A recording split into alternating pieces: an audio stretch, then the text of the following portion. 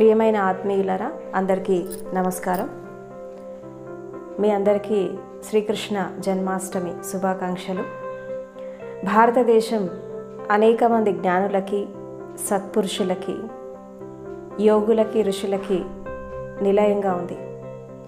ఈ భూమిపైన ఎంతోమంది జ్ఞానులు, ఋషులు, మునులు, తర్వాత అవతార పురుషులు, కారణ జన్ములు ఎంతోమంది జన్మించి వారి యొక్క జ్ఞానామృతంతో ఈ భూమిని పవిత్రం చేశారు. ఎన్నో అవతారాలలో అంటే దాదాపు హిందూ ధర్మం ప్రకారం దశావతారాల గురించి మాట్లాడతారు. ఈ దశావతారాలలో అన్ని అవతారాల్లో కంటే కూడా శ్రీకృష్ణుడి అవతారం సంపూర్ణమైన అవతారం అంటారు.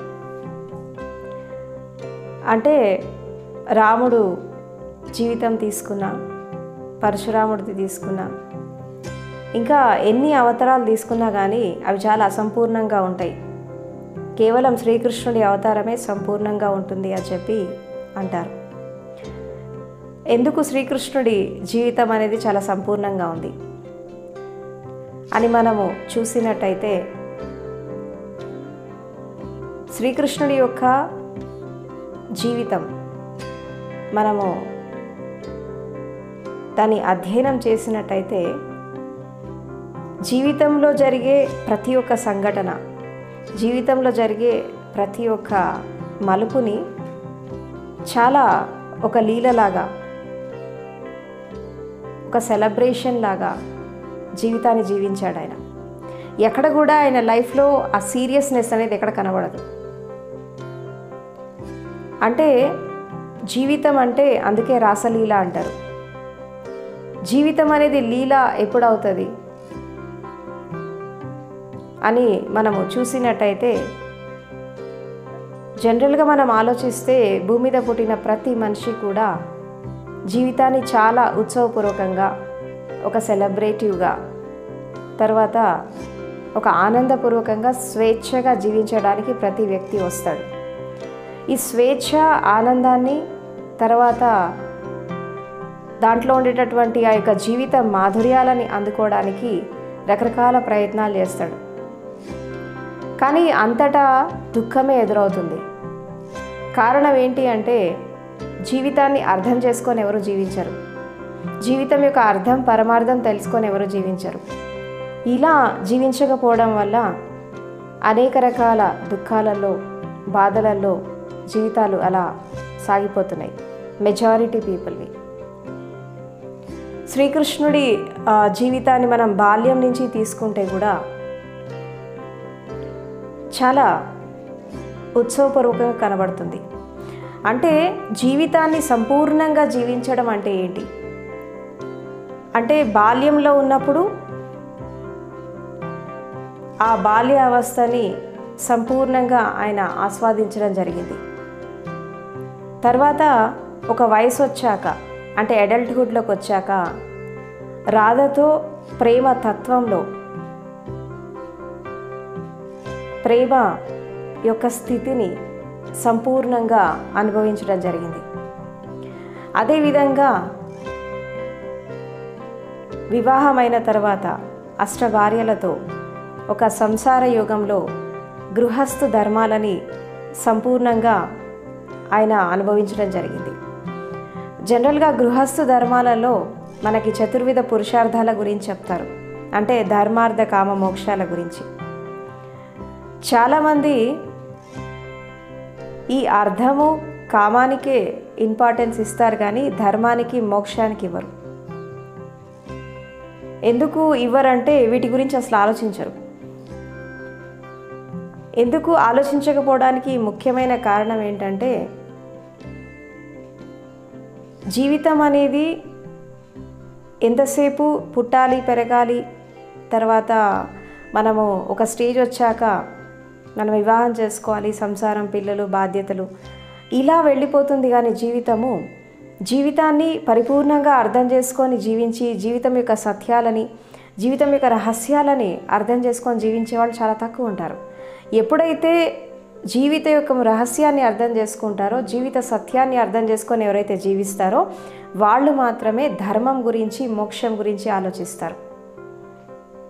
అంటే ఇప్పుడు వివాహం జరిగేటటువంటి సమయంలో కూడా ఈ చతుర్విధ పురుషార్థాలని సంపూర్ణంగా పాటిస్తాము అని చెప్పి ప్రమాణం చేస్తారు వధూవరులు.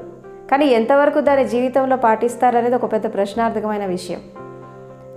కేవలం రెండింటిని మాత్రమే పాటిస్తారు, కానీ మిగతా రెండింటిని దాని గురించి పట్టించుకోరు. కాబట్టి గృహస్థు ధర్మంలో ఉండేవాళ్ళు ఈ చతుర్విధ పురుషార్థాలని సంపూర్ణంగా పాటించినట్టయితే అప్పుడు దాంపత్య జీవితం కానీ గృహస్థు ధర్మం కానీ సంపూర్ణంగా నెరవేర్చిన వాళ్ళు అవుతారు. శ్రీకృష్ణుడి జీవితంలో ఆయనకి 8 భార్యలు ఉన్నప్పటికీ కూడా సంసార యుగంలో గృహస్థ ధర్మాలని సంపూర్ణంగా పాటించాడు.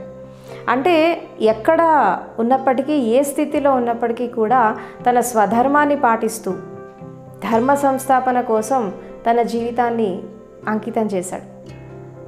ఇక పాండవులు కౌరవుల విషయంలో వచ్చినప్పుడు ఈ యొక్క ధర్మం తరఫున తను నిలబడి కౌరవులకి వ్యతిరేకంగా పాండవులకి సహకరించి ఒక ధర్మ సంస్థాపన చేయడం జరిగింది.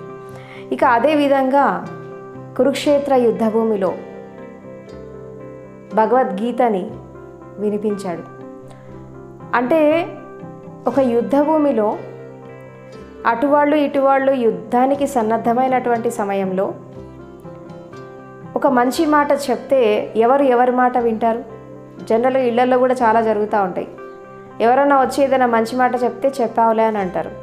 అలాంటిది ఒక కురుక్షేత్ర యుద్ధభూమిలో ఎంతోమంది సైనికులు, ఎంతోమంది రాజులు ఒక యుద్ధానికి సన్నద్ధమైన వేళ ఎటు వాళ్ళని అటు ఆపేసి ఆయన తన గీతని వినిపిస్తాడు అర్జునుడికి. అంటే మనిషికి ఎంత స్థితప్రజ్ఞ ఉండాలా, ఎంత ధర్మబద్ధంగా ఉంటే ఆ స్థితిలో తను ఆ గీతని బోధించగలిగాడు అని మనం చూసినప్పుడు శ్రీకృష్ణుడి జీవితం అంతా చాలా స్థితప్రజ్ఞతో ముందుకెళ్తుంది. అంటే ఎక్కడ కూడా యుద్ధం చేసినా, పాలిటిక్స్లో ఎంటర్ అయినా, గృహస్థ ధర్మంలో ఉన్న, బాల్యంలో ఉన్న, యవ్వనంలో ఉన్న, ఎక్కడ ఉన్నప్పటికీ కూడా తన స్వధర్మాన్ని తను పాటించాడు. అందుకే భగవద్గీతలో ఒక శ్లోకం వస్తుంది ఏంటంటే స్వధర్మం మిథనం శ్రేయ పరధర్మో భయావహ అంటారు. అంటే స్వధర్మాన్ని పాటించడము అంటే ధర్మాన్ని పాటించడమే. స్వధర్మం అంటే ఏంటి? ఒక విధంగా చెప్పాలంటే ఒక సరైనటువంటి దృష్టితో జీవితాన్ని మనం జీవించడం. దీని ఇంకొక విధంగా చెప్పాలి అంటే ఒక రైట్ విజన్తో వెళ్ళడం, రైట్ పారాడైమ్తో వెళ్ళడం. ఎప్పుడైతే మనం రైట్ విజన్, రైట్ పారాడైమ్తో వెళ్తామో అక్కడ స్వధర్మం అనేది మనకు అక్కడ అర్థమవుతుంది. అంటే భగవంతుడు మంగళకారి అని చెప్పి తెలుసుకుంటూ మన స్వధర్మాన్ని మనం పాటిస్తూ జీవితంలో వచ్చేటటువంటి కష్ట నష్టాలని ఎవరైతే సమానంగా యాక్సెప్ట్ చేస్తారో, సమానంగా స్వీకరిస్తారో వాళ్ళు స్వధర్మ పాలన చాలా చక్కగా చేయగలుగుతారు. జనరల్గా ప్రతి మనిషి యొక్క మానసిక స్థితి ఎట్లా ఉంటుందంటే మంచి జరిగినప్పుడు దాన్ని యాక్సెప్ట్ చేస్తారు, చెడు జరిగినప్పుడు రిజెక్ట్ చేస్తూ ఉంటారు. ఇది ప్రతి మనిషి మనసు యొక్క బిహేవియర్ ప్యాటర్న్ ఇది. ఎప్పుడైతే ఈ మంచి చెడులకి అతీతంగా, సుఖానికి దుఃఖానికి అతీతంగా, దేశకాల పరిస్థితులకు అతీతంగా ఎవరైతే ముందుకు వెళ్తారో వాళ్ళు మాత్రమే స్వధర్మాన్ని పాటించగలుగుతారు. అంటే ఈ ప్రపంచం అంతా కూడా ద్వైతంలో ఉంటుంది. ఇక్కడ 2 ఉంటాయి, మంచి చెడు, చీకటి వెలుగు, సుఖం దుఃఖం, ఆడ మగ, ప్రతిదీ ఒక డ్యుయాలిటీలో ఉంటుంది. మనకి స్వధర్మం అంటే అర్థం కావాలంటే, అదేవిధంగా మనం ధర్మ పాలన చేయాలంటే కూడా ఈ ద్వైతాన్ని వీడి అద్వైత స్థితికి వెళ్ళాలి. అంటే ఈ యొక్క డ్యుయాలిటీ నుంచి నాన్ డ్యుయాలిటీలోకి వెళ్ళిపోవాలి, వన్నెస్లోకి వెళ్ళిపోవాలి, ఏకత్వంలోకి వెళ్ళిపోవాలి. ఎప్పుడైతే మనం ఏకత్వంలోకి వెళ్ళిపోతామో అప్పుడు ఈ ద్వైతం నుంచి ఎప్పుడైతే మనం బయటపడతామో అప్పుడు మనకి స్వధర్మం అంటే అర్థమవుతుంది. అదేవిధంగా మనము ధర్మ పాలన కూడా చేయగలుగుతాం జీవితంలో. సో శ్రీకృష్ణుడి జీవితం అంతా కూడా ఒక స్థిత ప్రజ్ఞతో ముందుకెళ్తుంది. అంటే స్థితి ఏదైనప్పటికీ కూడా, పరిస్థితి ఏదైనప్పటికీ కూడా ఒక జ్ఞానంతో, సత్యంతో, ధర్మంతో జీవితాన్ని ఆయన ముందుకు తీసుకెళ్ళాడు. శ్రీకృష్ణుడి యొక్క జీవిత సత్యం ఏంటి, ఆయన ఏం మెసేజ్ ఇచ్చేళ్ళాడు అది మనం చూసినట్టయితే మన గీతా సారాంశంలో కూడా చాలా చక్కగా వర్ణిస్తారు. ఏంటంటే మార్పు అనేది ప్రకృతి సహజ ధర్మం. భూమి మీదకి వచ్చిన వాళ్ళు ఏమీ తీసుకురాలేదు, పోయేటప్పుడు ఏం తీసుకెళ్లరు. ఇక్కడ ఉన్నటువంటి ఈ యొక్క సంపద అంతా కూడా ఈ ప్రపంచానికి సంబంధించింది. మనము ఏదో పోగొట్టుకున్నాము, ఏదో తీసుకొచ్చుకున్నాము అనేటటువంటి ఆ యొక్క స్థితి లేకుండా జరిగేటటువంటి సంఘటనల్ని సంపూర్ణంగా యాక్సెప్ట్ చేసి ప్రకృతి పరంగా, ప్రకృతి సిద్ధంగా ఎవరైతే జీవిస్తారో వాళ్ళు మార్పుని ఆహ్వానిస్తారు జీవితంలో అని చెప్పడం జరిగింది. ఈ మార్పు అనేది ప్రతి క్షణం మన లోపల జరుగుతూనే ఉంది. మన శరీరంలో కూడా రోజు ఎన్నో కణాలు పుడుతున్నాయి, చచ్చిపోతున్నాయి. కనురెప్ప వాల్చి తెరిచే సమయంలోనే కొన్ని కోట్ల కణాలు పుడతాయి, చచ్చిపోతూ ఉంటాయి. మనసులో కూడా ఒక ఆలోచన వస్తూ ఉంటుంది, ఇంకో ఆలోచన వెళ్ళిపోతూ ఉంటుంది. శ్వాస కూడా వస్తూ ఉంటుంది, వెళ్ళిపోతూ ఉంటుంది. ఇక్కడ ఏది కూడా పర్మనెంట్గా లేదు, ఏది కూడా శాశ్వతంగా లేదు. మనం కళ్ళు తెరిచి ఏదైతే చూస్తున్నామో ఇదంతా కూడా మారిపోతూ ఉంది.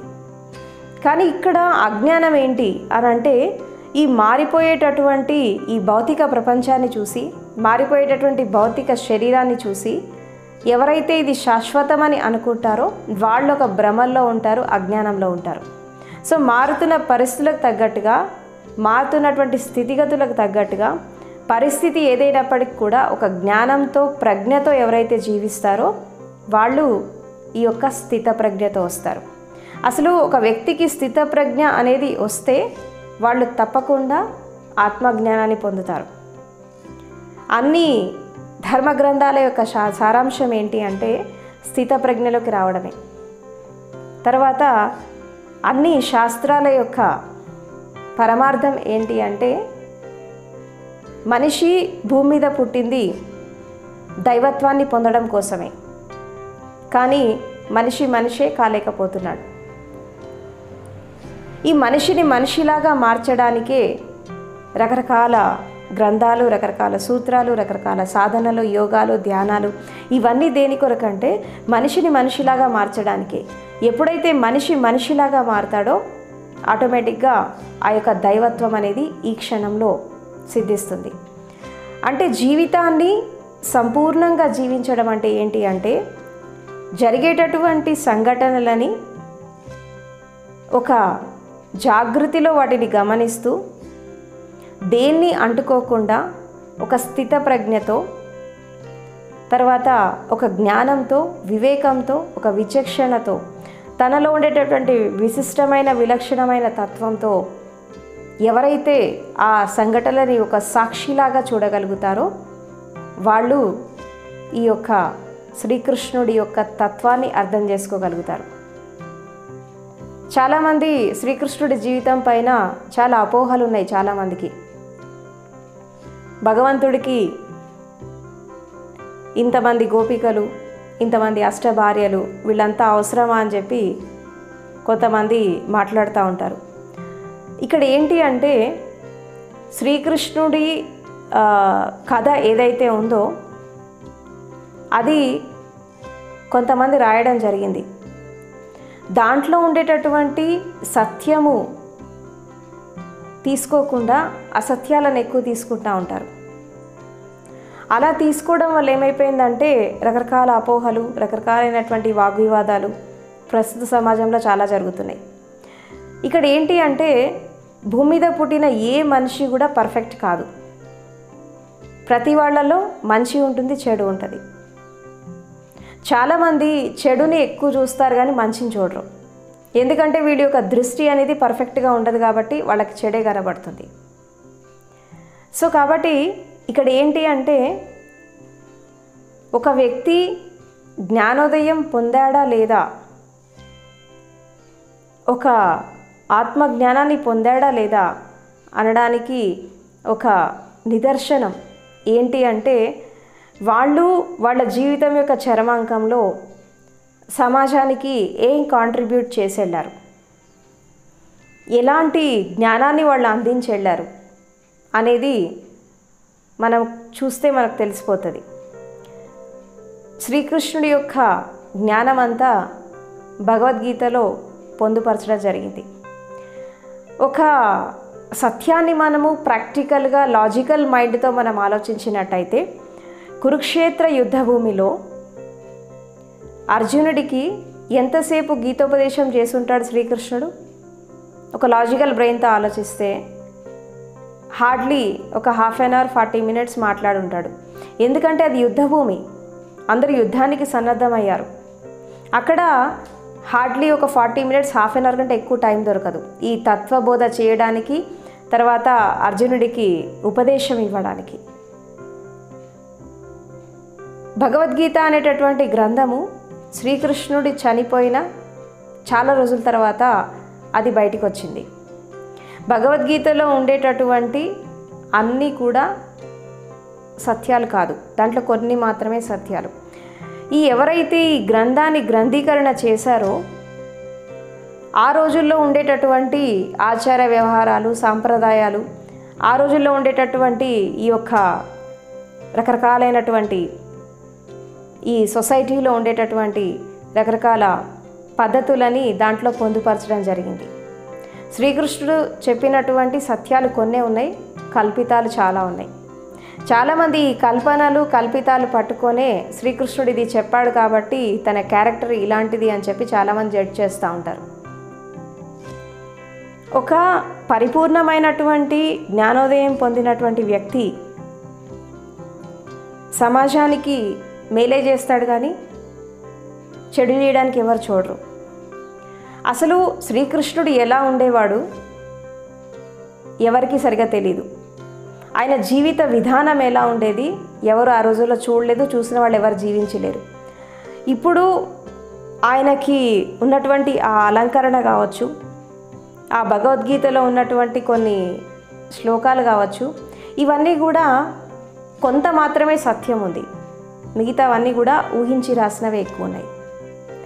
కాబట్టి ఇది భగవద్గీత విషయంలో కాదు, ప్రతి ఒక్క ధర్మగ్రంథం విషయంలో కూడా మనకి ఇదే కనబడుతుంది. అంటే వేదాలు చూసినా, ఉపనిషత్స్ చూసినా, అష్టాదశ పురాణాలు చూసినా, ఇలా ఏ ధర్మగ్రంథం చూసినా కానీ దాంట్లో సత్యం అనేది కొంతే ఉంటుంది, అసత్యాలు ఎక్కువ ఉంటాయి. ఎందుకంటే ఎవరైనా ఒక మహాపురుషుడు భూమి మీద జన్మించి ఒక సత్యాన్ని, ఒక ధర్మాన్ని అందించి వెళ్ళాక ఎవరైతే దాన్ని గ్రంథీకరణ చేస్తారో వాళ్ళు తమ యొక్క మైండ్ సెట్ని కూడా దాంట్లో యాడ్ చేస్తారు. అది అందులో పాజిటివిటీ ఉండొచ్చు, నెగిటివిటీ కూడా ఉండొచ్చు ఆ సందర్భానికి తగ్గట్టుగా. సో ఈ ధర్మ గ్రంథాలన్నీ కూడా ఎవరైతే దాన్ని అందించారో వాళ్ళు చనిపోయాక వచ్చినాయి బయటికి, వాళ్ళు ఉన్నప్పుడు రాలేదు. ఇప్పుడు శ్రీకృష్ణుడి యొక్క అలంకరణ మనం తీసుకుంటే కూడా ఒక సింబాలిక్గా మనం తీసుకుంటే దాంట్లో చాలా ఆధ్యాత్మిక రహస్యాలు మనకు కనబడతాయి. ఇప్పుడు శ్రీకృష్ణుడి యొక్క అలంకారాన్ని వర్ణిస్తూ మనకి ఒక శ్లోకం కూడా వస్తుంది. ఏంటి అంటే, కస్తూరి తిలకం లలాట ఫలకే వక్షస్థలే కౌస్తుభం నాసాగ్రే నవమౌక్తికం కరతలే వేణుం కరే కంకణం సర్వాంగే హరిచందనం చ కలయం కంఠే చ ముక్తావళిం గోపస్త్రీ పరివేష్టితో విజయతే గోపాల చూడామణి. ఇది శ్రీకృష్ణుడి యొక్క ఆ అలంకరణని వర్ణించడం జరిగింది. మన భాగవతంలో ఉంది, అదేవిధంగా భగవద్గీతలో కూడా ఉంది. ఇది ఆయనకున్నటువంటి ఆ వేషధారణ మనము గమనించినట్టయితే ఒక్కొక్క భాగంలో ఉన్నటువంటి ఆ అలంకరణ, ఫర్ ఎగ్జాంపుల్ నెమలి పింఛం ఉంటుంది. ఈ నెమలి పింఛం అనేది ఎందుకు ఆయన తలపైన ధరిస్తాడు అంటే, ఆ నెమలి అనేది ఒక పవిత్రతకి చిహ్నం. కాబట్టి ఆ తలపైన ధరించడం వల్ల అది ఒక పవిత్రతని సంతరించుకుంటుంది. అదేవిధంగా ఈ యొక్క భ్రుకుటి మధ్యలో 3 నామాలు ఉంటాయి. అంటే ఆజ్ఞాచక్రంలో ఈ 2 కనుబొమ్మల మధ్యలో 3 నామాలు ఏదైతే ఉన్నాయో అది 3 లోకాలకి ప్రతీక. తర్వాత త్రిమూర్తికి ప్రతీక, అంటే సృష్టి స్థితి లయలకి, బ్రహ్మ విష్ణు మహేశ్వర్లకి దానికి ఒక ప్రతీక.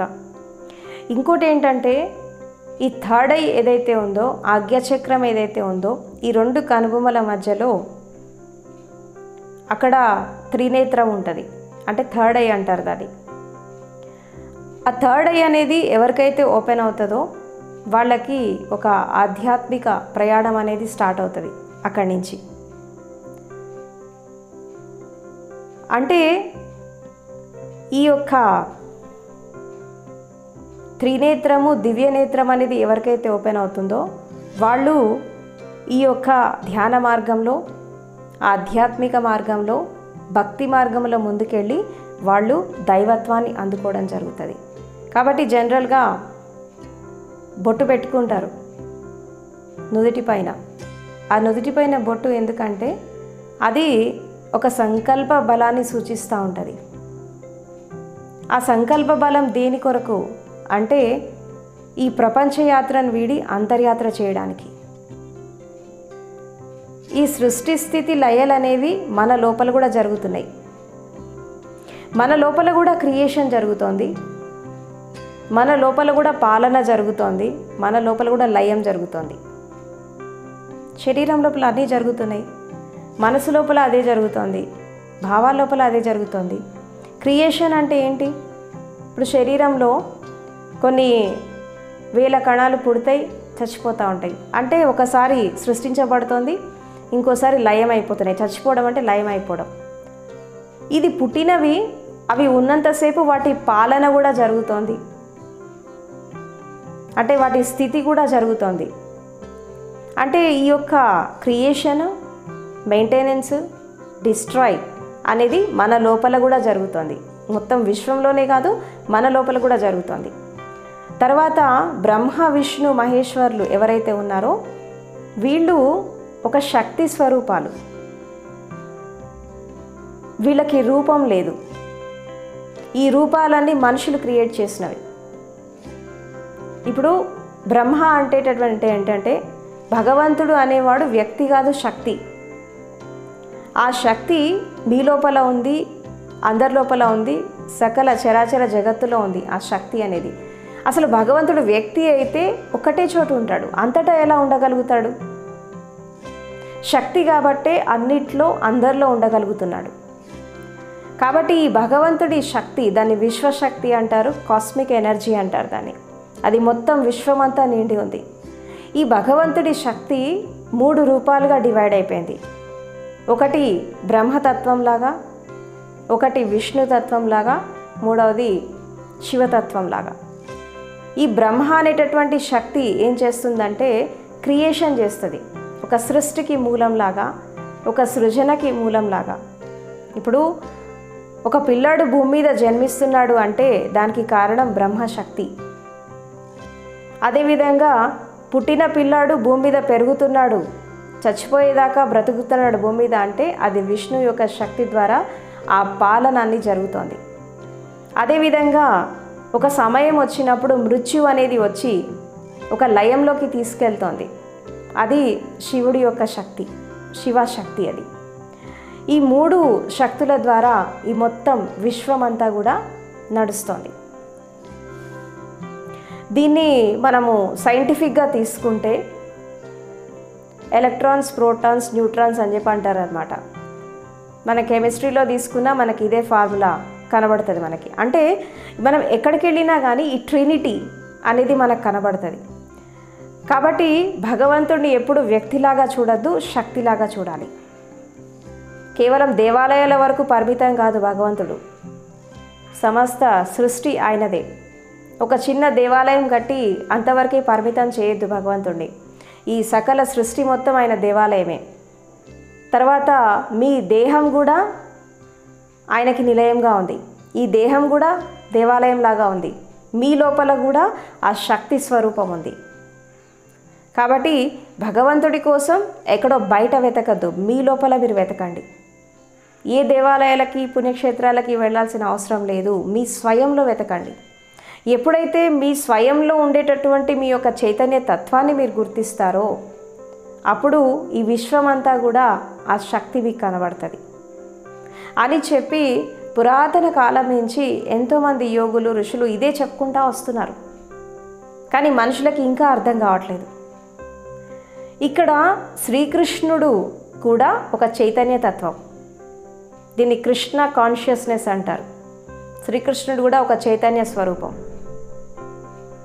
ఎవరైతే శరీరంలో ఉండరో వాళ్ళు చైతన్య స్వరూపంలోనే ఉంటారు. శరీరంలో ఉన్న వాళ్ళకి పరిధి ఉంటుంది, చైతన్య స్వరూపంలో ఉన్నవారికి పరిధులు ఉండవు. ఈ విశ్వమే హద్దుగా వాళ్ళ యొక్క శక్తి పనిచేస్తూ ఉంటుంది. కాబట్టి శ్రీకృష్ణుడి తత్వం అనేది అర్థం చేసుకోవాలంటే చాలా లోతుల్లోకి వెళ్ళి అధ్యయనం చేయాల్సి ఉంటుంది. తర్వాత ఆయన చేతుల్లో ఉండేటటువంటి మురళి, ఆ మురళి ఏంటి అంటే ఒక విధంగా చెప్పాలంటే ప్రణవనాదానికి ప్రతీక, ఓంకారానికి. ఓంకారంలో ఈ యొక్క 5th లెవెల్ సౌండ్ ఏదైతే ఉంటుందో అది వేణునాదం, అది శ్రీకృష్ణుడి యొక్క మురళినాదం. ఇప్పటికీ ఈ విశ్వంలో అది ప్రతిధ్వనిస్తోంది. ధ్యానం ద్వారా అంతర్యాత్రలోకి వెళ్ళినప్పుడు, అంతరంగంలో ప్రవేశించినప్పుడు మీరు ఆ నాదాన్ని వినచ్చు. అదేవిధంగా ఈ యొక్క నాసికకి నవమౌక్తికం అని చెప్పి ఒక అలంకరణ ఉంటుంది. ఇప్పుడు ఈ నాసిక రంధ్రాలను మనం తీసుకుంటే ఈలా పిగ్ల నాడి అంటారు.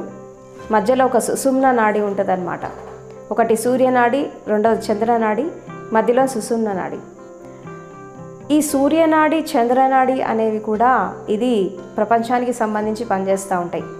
అంటే ఇక్కడున్న పరిస్థితులను బట్టి, స్థితిగతులను బట్టి కాసేపు సూర్యనాడి పనిచేస్తే కాసేపు చంద్రనాడి పనిచేస్తుంది. నాడీ వ్యవస్థలో ఇది మూలం అన్నమాట. ఈ రెండిటి మధ్యలో సుషుమ్న నాడి ఉంటుంది. ఎవరికైతే ఈ సుషుమ్న నాడి అనేది యాక్టివేట్ అవుతుందో వాళ్ళు అంతర్యాత్రలోకి వెళ్ళిపోతారు. ఎప్పుడు ఈ సూర్యనాడి చంద్రనాడిని మనం ఎప్పుడైతే బ్యాలెన్స్ చేస్తామో, ఈ శ్వాసని ఎప్పుడైతే మనం బ్యాలెన్స్ చేస్తామో ఆటోమేటిక్గా మధ్యస్థంగా ఉండేటటువంటి ఆ సుషుమ్న నాడి అనేది యాక్టివేట్ అయిపోతుంది.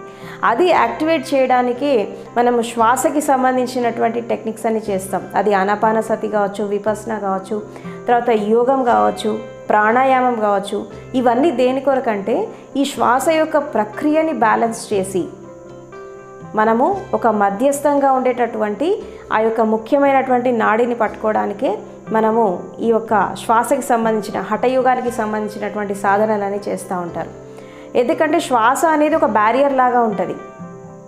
ఇటు శరీరాన్ని, అటు మనస్సుని, ఇంద్రియాలని, అదేవిధంగా అటు చైతన్య తత్వాన్ని, అటు విశ్వాంతరాల్ని కలపడానికి శ్వాస విశ్వానికి ఒక వారధిలాగా పనిచేస్తుంది. అందుకే శ్వాసకి సంబంధించిన ప్రక్రియలకి అంత ఇంపార్టెన్స్ ఇవ్వడం జరిగింది. తర్వాత ఇక 16,000 మంది గోపికల విషయానికి వస్తే, ఈ 16,000 మంది గోపికలు ఎవరు అంటే ఒక విధంగా ఆయన భక్తులు, ఒక విధంగా ఆయన శిష్యులు. దీన్ని తప్పుగా ఇంటర్ప్రిటేషన్ ఇచ్చారు సొసైటీలో. ఇక్కడ శ్రీకృష్ణుడిని వాళ్ళంతా ఒక భగవంతుడిలాగా, ఒక గురువులాగా చూశారు. అంతేగాని ఒక లవర్ లాగా చూడలేదు, ఒక ప్రేమికుడిలాగా చూడలేదు. 16,000 మంది గోపికలతో రాసలీలలో ఉండడం అంటే ఏంటి అంటే జీవితాన్ని ఉత్సవపూర్వకంగా, సెలబ్రేషన్గా, ఒక జాగృతిలో, ఒక స్థితప్రజ్ఞతో, అదేవిధంగా సహజంగా, సరళంగా, ఒక దివ్యమైనటువంటి అనుభూతులతో ఎవరైతే జీవిస్తారో వాళ్ళకి జీవితం అనేది రాసలీల అయిపోతుంది. వాస్తవానికి కళ్ళు తెరిచి మనం ఏదైతే చూస్తున్నామో ఇది ఒక స్వప్నం లాంటిది, ఒక కళ లాంటిది. ఇవాళ ఉంటుంది, రేపు వెళ్ళిపోతుంది. ఇప్పుడున్నది ఇంకాసేపటికి ఉండకపోవచ్చు. ప్రతి క్షణం మారిపోతూ ఉంది.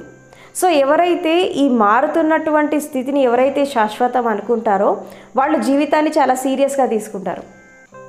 ఈ మారుతున్నటువంటి పరిణామాలకు తగ్గట్టుగా తమని తాము మలుచుకొని ఈ అశాశ్వతమైనటువంటి ప్రపంచంలో శాశ్వతమైనటువంటి తత్వాన్ని ఎవరైతే పట్టుకుంటారో వాళ్ళు జీవితాన్ని ఒక లీలలాగా తీసుకుంటారు. ఈ 16,000 మంది గోపికలు, తర్వాత 8 భార్యలు కూడా ఆయనకి ఒక విధంగా భక్తులు, శిష్యులు. ఇక రాధ విషయానికి వస్తే, రాధాకృష్ణులు ప్రేమకి ప్రతిరూపం అంటారు. ఎందుకు ప్రేమకి ప్రతిరూపం అని ఎందుకంటారంటే, ఒకసారి యమునా నది తీరంలో ఇది ఒక సంఘటన జరుగుతుంది. యమునా నది తీరంలో రాధ కృష్ణుడి కోసం ఎదురు చూస్తూ ఉంటుంది. ఆ రోజు ఆయన రావడం ఆలస్యం అవుతుంది. ఆలస్యం అవుతే తీరా ఆయన వచ్చాక, నీకోసం నేను ఎంతసేపటి నుంచి ఎదురు చూస్తున్నాను ఇక్కడ, నువ్వు చాలా ఆలస్యం చేశావు, తర్వాత నువ్వు నన్ను మర్చిపోయావు అని చెప్పి అంటుందన్నమాట. అప్పుడు కృష్ణుడు ఏమంటాడంటే, నేను నువ్వు అని చెప్పి నువ్వు విడదీసి చూస్తున్నావు, నేనెప్పుడు ఆ తేడాతో నేను చూడలేదు, నా నుండి నువ్వెప్పుడు వేరు కాదని చెప్పి నేను భావిస్తాను, నేను ఎక్కడ ఉన్నా ఎలా ఉన్నా నువ్వు నాలో భాగం అని చెప్పి నేను అనుకుంటాను. కాబట్టి నువ్వు నేను అనేటటువంటి ఆ భావన నుంచి బయటపడి ఒక ఏకత్వంలోకి వెళ్ళి చూడు, నీకు ప్రతి క్షణము ప్రతి చోట నా రూపమే కనిపిస్తుందని చెప్తాడనమాట కృష్ణుడు. రాధాకృష్ణులని ఎందుకు ప్రేమకి ప్రతిరూపంగా ఎందుకు చెప్తారు అంటే, శరీరాలు వేరైనా మనసు ఒకటిగా జీవించారు. 2 మనస్సులు వేరైనా హృదయం ఒకటిగా జీవించారు. 2 హృదయాలు వేరైనా ఎక్కడ ఉన్నప్పటికీ కూడా ఒక చైతన్య తత్వంతో మమేకమైపోయి జీవించారు. ఇప్పుడు రాధ అనేటటువంటి పదాన్ని మీరు విడదీయండి, అది ధార అయిపోతుంది. ఇది మనం స్వయానికి అన్వయించుకున్నప్పుడు, మన స్వయంలోకి మనం వచ్చినప్పుడు మన లోపల ఉండేటటువంటి చైతన్య తత్వం అనేది కృష్ణతత్వం. చైతన్య తత్వం అనేది కృష్ణతత్వం అన్నమాట. తర్వాత ఈ జీవితం యొక్క ధార, వాస్తవానికి జీవితం అనేది నదీ ప్రవాహం లాంటిది. ఎన్నో జన్మల యాత్రలో ఎన్నో అవరోధాలని, ఎన్నో అవాంతరాలను ఎదుర్కొని మనం ఈ మానవ జన్మకు వచ్చాం. ఒక ధారలాగా ప్రవహిస్తున్నాం. ఈ ప్రవహించి ఎక్కడ కలవడానికి? ఒక సముద్రంలో. నది ఎప్పుడు కూడా ఒక సముద్రంలో కలిసినప్పుడే అది ఒక విలీనం అయిపోతుంది. నది ఒక ప్రయాణం అనేది అంతమైపోతుంది సముద్రంలో కలిసినప్పుడు. అదేవిధంగా ఈ జీవితం అనేటటువంటి ధార ఈ యొక్క పరమ చైతన్యంతో మమేకం అయ్యేంత వరకు కూడా ఈ జీవిత ధార అనేది ఆగదు. అందుకే ఏం చెప్తారంటే, జీవితం అంటే నిరంతర అన్వేషణ. జీవితం ఆగిపోయినా అన్వేషణ ఆగదంటారు. దేనికోసం అన్వేషణ చేస్తారు? ఒక ధారలాగా, నదీ ప్రవాహంలాగా ఎక్కడ ప్రవహిస్తోంది ఈ జీవితం అనేది మనం చూసుకుంటే, ఈ పరమ చైతన్యం అనేటటువంటి ఆ యొక్క సముద్రంలో కలిసేదాకా ఈ జీవితానికి ఒక తృప్తి అనేది రాదు. సో కాబట్టి ఇక్కడ ఏంటంటే, మన లోపల ఉండేటటువంటి చైతన్యం అనేది శ్రీకృష్ణ చైతన్యం అయినప్పుడు, కృష్ణతత్వం అయినప్పుడు, ఈ ప్రాణశక్తి ఏదైతే ఉందో, ఒక జీవిత ధార ప్రాణశక్తి ఏదైతే ఉందో, ఇది ఒక ధారలాగా ప్రవహించి ఆ కృష్ణ చైతన్యాన్ని అందుకుంటుంది. అసలు ఒక విధంగా జీవితాన్ని మనం తీసుకుంటే, మన మనసు కానీ, శరీరం కానీ, ఇంద్రియాలు కానీ, తర్వాత మన లోపల ఉండేటటువంటి జరిగేటటువంటి రకరకాల ప్రక్రియలు కానీ, ఇవన్నీ కూడా ఒక చైతన్యం చుట్టూ ఒక నాట్యం చేస్తున్నట్టే మనకు కనబడతాయి. చైతన్యం అనేది కృష్ణతత్వం అయినప్పుడు మన లోపల ఇంద్రియాలు, మన భావాలు, ఆలోచనలు, శరీరంలో జరిగే రకరకాల ప్రక్రియలు ఇవన్నీ కూడా దాని చుట్టూ జరిగేటటువంటి ఒక నాటకంలాగా జరుగుతూ ఉంటాయి. మన స్వయానికి దీన్ని అన్వయించుకున్నప్పుడు కృష్ణ తత్వం మన లోపలే ఉంది, తర్వాత ఆ రాసలీల కూడా మన లోపలే జరుగుతోంది. ఇది ప్రాక్టికల్గా ప్రతి ఒక్కళ్ళు అంతర్యాత్ర చేసినప్పుడు ఇది అనుభవంలోకి తెచ్చుకుంటారు. ప్రతి ఒక్కళ్ళకి ఇది అనుభవంలోకి వస్తుంది. అంటే చైతన్యం అనేది ఒక సెంటర్ పాయింట్ లాగా ఉన్నప్పుడు దాని చుట్టూ జరిగేటటువంటి ఒక లీల ఏదైతే ఉందో అదే జీవితం, అంతకంటే ఏం లేదు. అందుకే ఏమంటారంటే life is a cosmic joke అంటారు. ఇక్కడ ఏం లేదు, సీరియస్గా తీసుకోవడానికి ఏం లేదు. ఒక డ్రామా నడుస్తోంది, చైతన్య తత్వం చుట్టూ జరిగేటటువంటి ఒక డ్రామా, ఒక నాటకం ఏంటంటే అది జీవితం. ఎవరైతే నాటకాన్ని నాటకంలాగా తీసుకుంటారో వాళ్ళకి లీల అయిపోతుంది, సీరియస్గా తీసుకున్న వాళ్ళకి అది జీవితం అయిపోతుంది. కాబట్టి 21 ఇంద్రియాలు, పంచభూతాలు, పంచతత్వాలు, పంచధాతువులు, తర్వాత ఈ మనసు, శరీరము, బుద్ధి, అహంకారం, ఇదంతా కూడా ఈ చైతన్యం చుట్టూ జరిగేటటువంటి ఒక చిన్న డ్రామా. ఇదే రాసలీల అంటే. శ్రీకృష్ణుడు ఎలా ఉంటాడు, మన చైతన్యం ఎలా ఉంటుంది అంటే ఇది దేన్ని అంటుకోకుండా ఉంటుంది, ఒక నిర్లిప్తంగా. చైతన్య తత్వాన్ని మనం దర్శించుకోవాలనుకున్నప్పుడు ఈ చుట్టుపక్కల జరిగేటటువంటి ఈ నాటకాన్ని మనం చూస్తున్నప్పుడు అప్పుడు మనం ఎప్పుడైతే ఒక సాక్షిభూతంలాగా ఎప్పుడైతే మనం దీన్ని చూడగలుగుతామో, ఒక విట్నెసింగ్ అయి చూడగలుగుతామో, అప్పుడు జీవితం అనేది ఎలా ఉంటుందంటే తామరాకు మీద నీటి బొట్టులాగా ఉంటుంది, అంత నిర్లిప్తంగా ఉంటుంది. బురదలో కమలంలాగా ఉంటుంది. కమలం అనేది బురదలోనే ఉంటుంది, కానీ దాన్ని అంటుకోకుండా ఉంటుంది. ఇంత నిర్లిప్తంగా జీవితాన్ని మనం ఎప్పుడైతే జీవిస్తామో అప్పుడు మనకి కృష్ణ తత్వం అనేది అర్థమవుతుంది. శ్రీకృష్ణుడి యొక్క జీవిత సత్యం ఏంటో అర్థమవుతుంది. ఒక వ్యక్తిని పెరిఫెరీగా చూసినప్పుడు ఈ కథలు, కహానీలు చాలా రాశారు దీనిపైన. ఈ స్టోరీస్ వెంబడి ఎప్పుడు పడద్దు. ఆ కథ వెనకాల ఉండేటటువంటి ఒక సత్యాన్ని అర్థం చేసుకోవాలా. ఆ గాథ వెనకాల ఉండేటటువంటి ఒక ఆంతరంగిక సత్యం ఏంటో అర్థం చేసుకోవాలి. ఒక ఆధ్యాత్మిక దృష్టితో చూడాలి. ఒక భౌతిక దృష్టితో, ఈ యొక్క పాండిత్యం యొక్క దృష్టితో, ఈ మేధస్సు యొక్క దృష్టితో చూస్తే శ్రీకృష్ణుడు ఎవరికి అర్థం కాడు. ఒక ఆంతరంగిక దృష్టితో చూడాలి. ఒక ఆధ్యాత్మిక దృష్టితో చూసినప్పుడు అప్పుడు కృష్ణ తత్వం ఏంటో మీకు అర్థమవుతుంది. కాబట్టి మన లోపల ఉండేటటువంటి ఆత్మ చైతన్యం అనేది శ్రీకృష్ణుడి యొక్క తత్వము. తర్వాత మన లోపల ఇంద్రియాలన్నీ గోపికలు లాంటివి. ఈ జరిగేటటువంటి రకరకాల ప్రక్రియలన్నీ కూడా ఒక లీలలాగా, రాసలీలలాగా జీవితం అనేది ముందుకు వెళ్ళిపోతుంది. ఈ సత్యాన్ని అర్థం చేసుకొని ఎవరైతే ముందుకెళ్తారో వాళ్ళు జీవితాన్ని చాలా సెలబ్రేషన్గా జీవితాన్ని జీవిస్తారు. కాబట్టి శ్రీకృష్ణుడి జీవితం నుంచి మనం నేర్చుకోవాల్సినటువంటి ముఖ్యమైన అంశాలు ఏంటి అంటే లైఫ్ అంటే సెలబ్రేషన్, జీవితం అంటే ఉత్సవం. ఇక్కడ సీరియస్గా తీసుకోవాల్సింది ఏమీ లేదు. తర్వాత జీవితాన్ని చాలా సహజంగా జీవించాలి.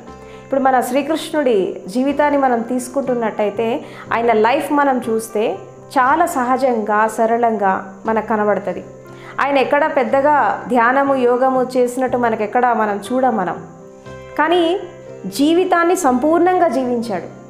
జీవితాన్ని పరిపూర్ణంగా ఎక్కడ ఏ డైమెన్షన్ వదిలిపెట్టలేదు ఆయన. అంటే బాల్యంలో ఉన్నప్పుడు బాల్యాన్ని ఎంజాయ్ చేశాడు, యవ్వనంలో ఉన్నప్పుడు రాధతో ప్రేమ తత్వంలో ఉన్నారు, అష్ట భార్యలతో ఉన్నప్పుడు సంసార యుగంలో గృహస్థధర్మాలను పరిపూర్ణంగా ఆస్వాదించాడు.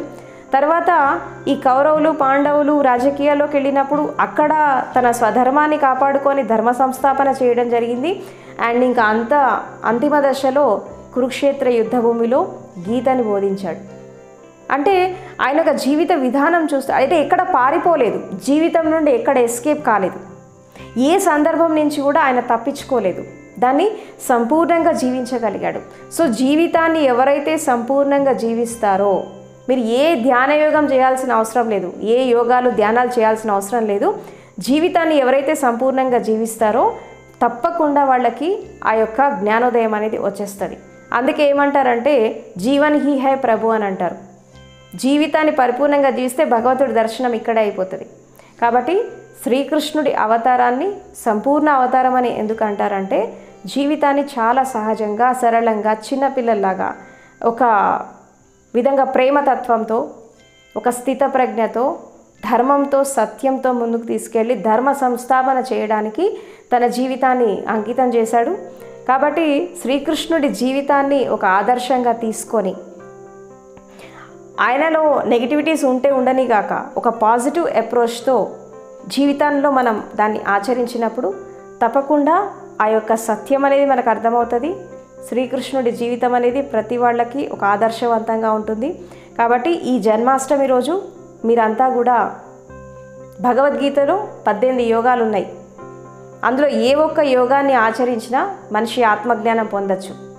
కర్మయుగంతో వెళ్ళొచ్చు, సాంఖ్యయుగంతో వెళ్ళొచ్చు, హఠయుగంతో వెళ్ళొచ్చు, భక్తి యుగంతో వెళ్ళొచ్చు, జ్ఞానయుగంతో వెళ్ళొచ్చు, తర్వాత విజ్ఞాన యుగంతో వెళ్ళొచ్చు. ఏ యోగాన్ని ఆచరించినా అది మీకు జ్ఞానోదయాన్ని, ఒక ఆత్మజ్ఞానాన్ని అందిస్తుంది. కాబట్టి భగవద్గీత అనేది చచ్చిపోయాక శవాల దగ్గర పెట్టడం కాదు, బ్రతికున్నప్పుడు దాన్ని వినండి, జీవితంలో దాన్ని ఆచరించండి. ఎందుకంటే ఆ 18 యోగాలు అనేవి వినడానికి కాదు, వల్లవేయడానికి కాదు, పఠించడానికి కాదు, జీవితంలో ఆచరణ యోగ్యంగా దాన్ని ఆచరించడానికే భగవద్గీత ఇవ్వడం జరిగింది. దీన్ని అర్థం చేసుకొని ముందుకు వెళ్ళాలి.